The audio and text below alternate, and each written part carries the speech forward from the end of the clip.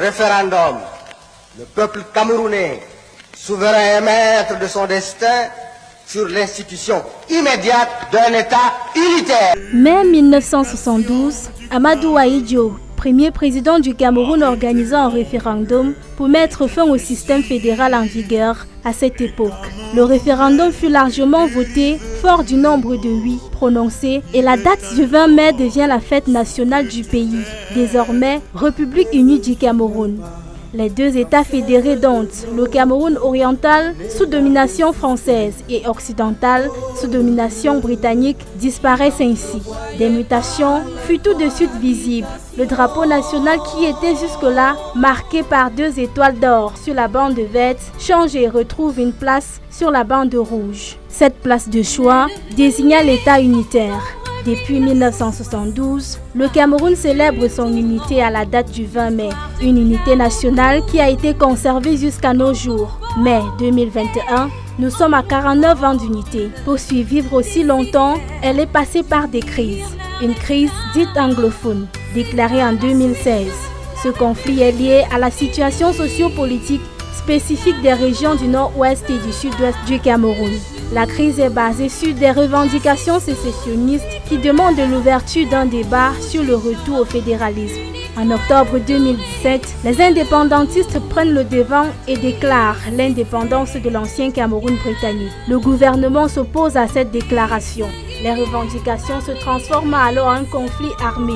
Le gouvernement camerounais fait front au mouvement sécessionniste. Le Cameroun doit rester un et indivisible. C'était le slogan. Côté gouvernemental, l'armée camerounaise a joué son rôle, lutter pour un retour à la paix.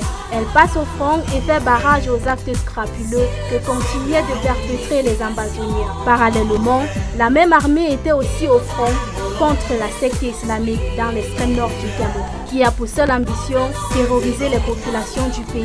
L'armée a montré sa bravoure en luttant jusqu'au bout. Elle trouve des stratégies pour détourner les pièges de cette secte qui a quand même réussi à ôter la vie à de nombreux Camerounais. Elle a aussi trouvé des moyens pour arrêter les ambazoniens qui ont arraché la vie à ses enfants, femmes et Camerounais qui ne demandaient qu'à vivre.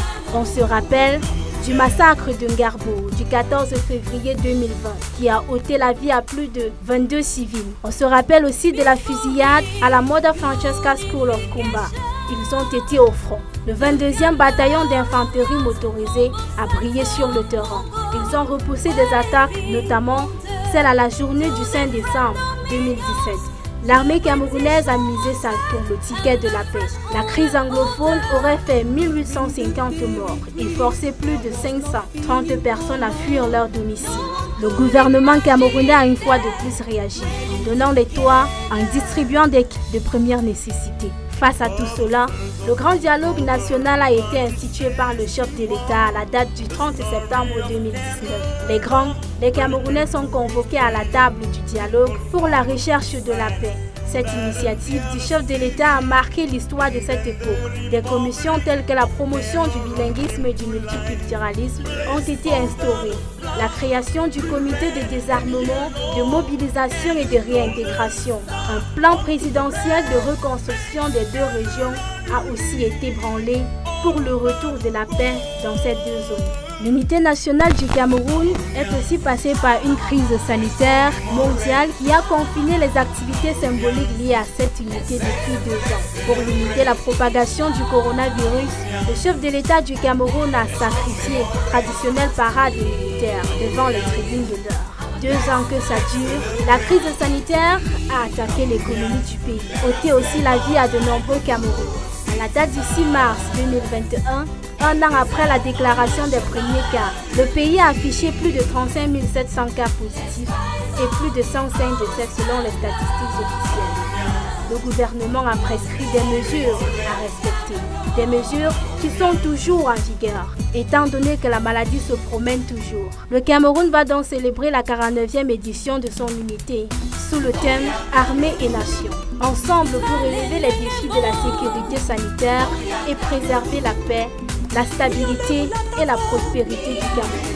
Mais en mode confiné. Le thème est évocateur.